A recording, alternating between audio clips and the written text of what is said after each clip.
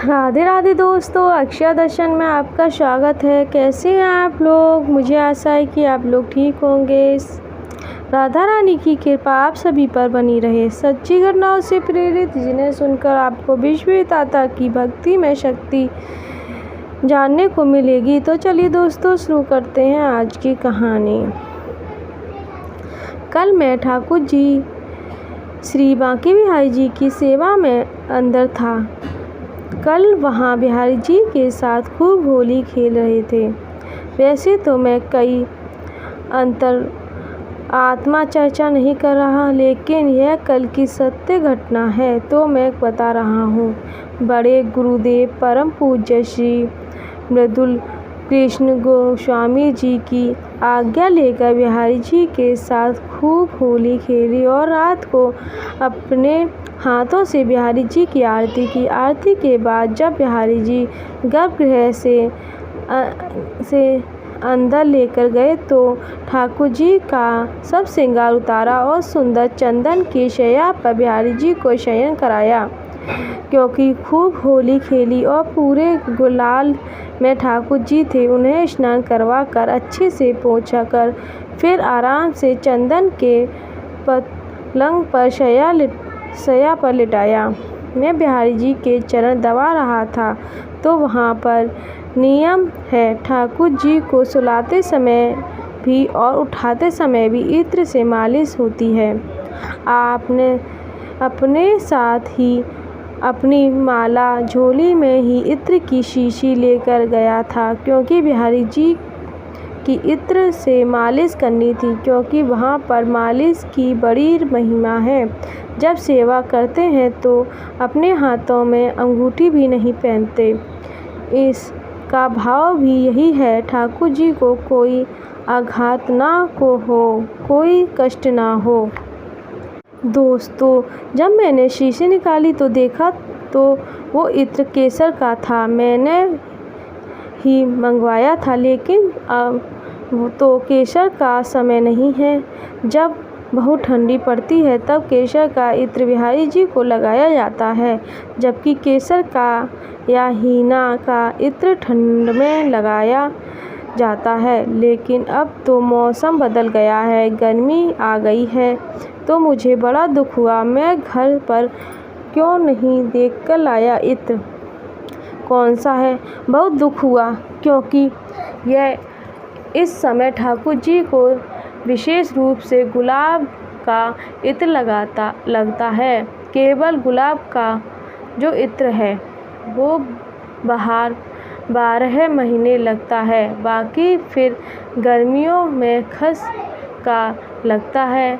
मिट्टी का भी इत्र बिहारी जी को लगता है, जो ब्रजरज से बनता है। कई तरह के इत्र बिहारी जी को लगते हैं, लेकिन केसर नहीं लगाया जाता। अब वो गलती से केसर की शीशी आ गई तो बस आँखों से आंसू निकलने लगे। अब मैं कैसे लगाऊं ठाकुर जी को। और बहुत दिल से मंदिर गया था कि मालिश करूँगा प्रभु की। मैं चरण ही दबाता रहा, क्योंकि अब इत्र तो लगा नहीं सकता, क्योंकि रात भी बहुत हो गई थी। अब कहाँ से मंगवाऊँ। तो बंधुओं, उसी समय जो मेरे साथ गोस्वामी जी और भी थे अंदर, तो उन्होंने कहा, देखा लाला, तोहे कोई डारी बाहर बुला रहे हैं। तो मैं उठकर गया तो देखा कि भंडारी जी बाहर खड़े थे। वो बोले, गोसाई जी, यह गुलाब की इत्र की शीशी है। मैंने कहा, यह आप कहाँ से लाए? तो वो बोले कि यह गुलाब के इत्र की शीशी आपने नहीं मंगवाई।